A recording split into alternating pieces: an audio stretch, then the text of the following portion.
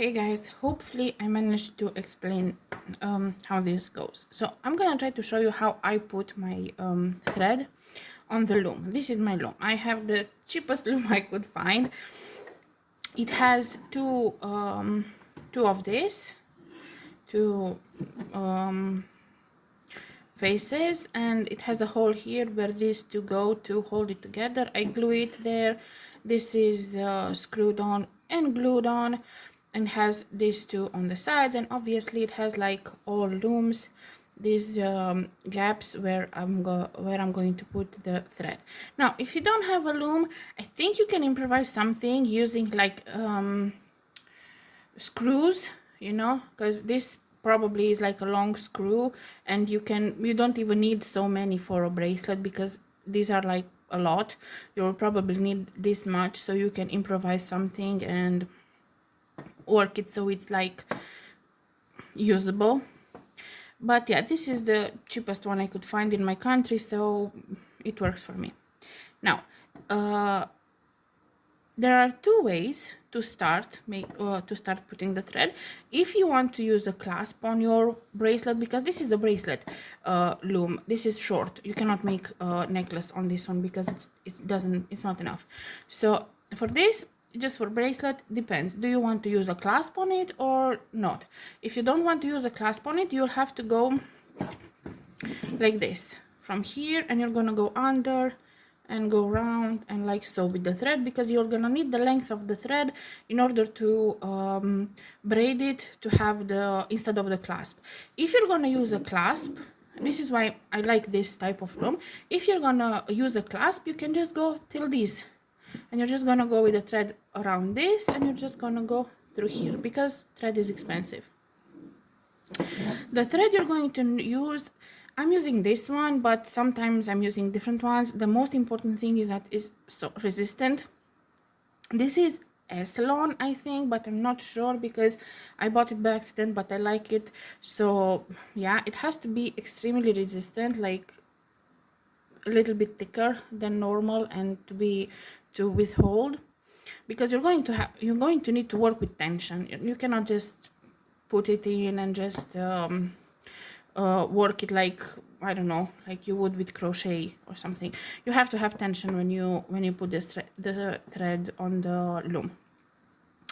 So you have to have good thread and the loom. Now how I start, I'm going to make a knot on this part here, on this here. So my knots are usually like this. So first I make a double knot, so I put one turn, second turn, and I close it down. I don't know how to make it so it's more visible, and I make another knot, a simple knot. So a double knot and a simple knot. Now because I'm going to make my bracelet without clasp, I'm going to go under.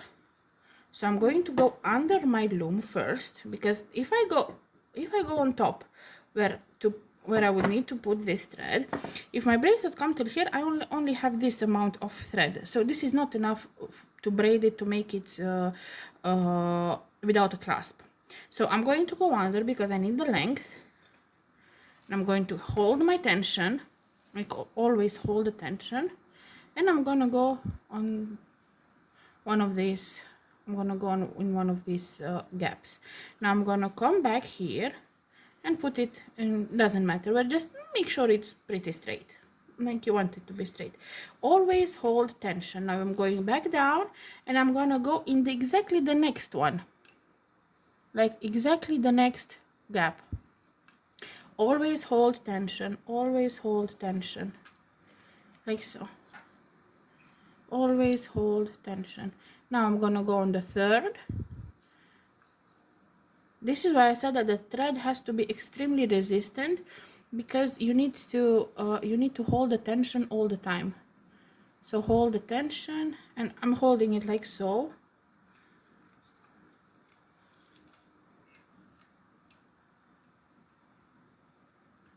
I'm going in the next gap.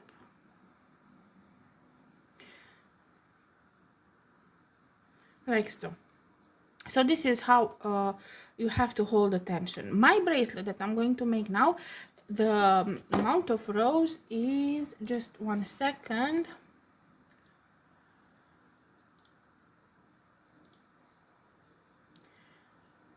2, 4, 16, no, 15. If I have 15 rows, like if my bracelet, this is just a test, I'm not going to make it right now, but I'm just saying now here I have 1, 2, like if you cannot, if it's not easy to see, it just popped out, let me just fix it a little bit. If it's not easy to see, just use something sharp and go like this. Put your finger in just 1, 2, 3, 4, 5.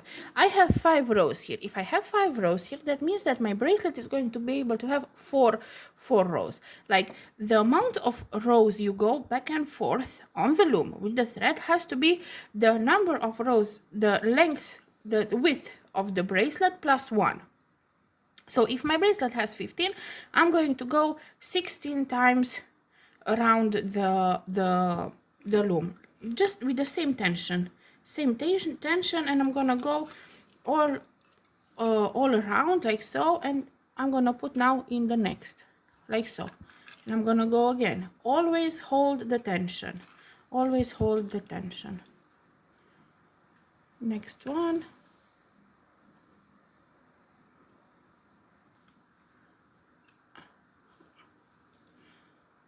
Like so. You have to be very don't rush it, because this is extremely important that it's tight, that it's not loose. It's very important. Now this way is for not with clasp. If you use with clasp, you don't have to go under the loom, like make another, because you see here it's another like another round here on the bottom, but I need this because it's not gonna be with the clasp. If you gonna use the clasp, metallic clasp, then you don't need this part. So you can go just from here, you're gonna go around this one and around this one. So you're just going to move from these two, like only this size, because you're gonna cut them off anyway. You're gonna knot them and cut them off. But this way is for not using a clasp. Now I'm going to do my 16 rows, and I'm gonna come back and show you how I'm going to finish it off. Okay, so now I have my 16 because, as I said, my bracelet is 15, so I'm going to need 16 lines of the thread, and my thread is coming here. I had an accident, I made too many, I didn't count them, so that's why it's like this. Anyway, that won't happen to you, of course, because you're gonna count them, not just do them silly like me. So your thread is coming here. Now you came here, because you need this a little bit longer, like this is not enough. You're going to go, as I said, for me, you're going to go a little bit on this side and go through this, because you don't need another round, but you need the length for the bracelet without a clasp. And you're going to make sure that it's all the time under tension, and you're gonna come back here. Like at the beginning, we started here, but we didn't go directly here. We went under because we needed the length of the thread. So it's the same here. We come here, but we don't end up here. We go again under because we need the length. Now that I'm here, holding the tension, now I'm here. I'm going to go a few times around this to make sure that even if I let go, see, even if I let go, the tension will still be there, especially now that I made this like so. So I'm gonna go a few rounds around this one with tension, and now I'm holding it with this hand. Always hold the tension, hold it, and you can cut it, but hold it so you have the tension on the thread. Now you have this here, where you started, because here is where you started. You remember you started here, you went down, and then you came, you went down, and then you came from here all the way around. Now you're going to tie these two as you did the first one. So I'm going to put a little bit of zoom. Can't zoom in. Okay, for some reason it cannot zoom. I'm gonna try to explain. It doesn't let me zoom. So 1, 2, you went 2 times, you make the knot, and here you make another time 1, 2, 1, like a knot, but you go 2 times, 2, and you squeeze everything. That's why the thread has to be very resistant. And now this is what we have. You have the lower part, which I will use for braiding, so I don't use a clasp, and you have the top part, which has to be in tension. Like it has to be the base has to be in tension, and then when you are going to work the bracelet, you work it loose, not very loose, but not in tension, because if this is in tension and you work pulling and in tension, then the bracelet will go wavy. So you have to have only the base on tension, and then you can work the bracelet a little bit normal, not force it, not pull it, just work it normally. And as I said, always if the width of the bracelet is 6 beads, like you have to go 6 beads on one round, then you have to have seven lines of thread. And that's it. Hopefully that it's easy, hopefully you understood. I don't know how else to explain.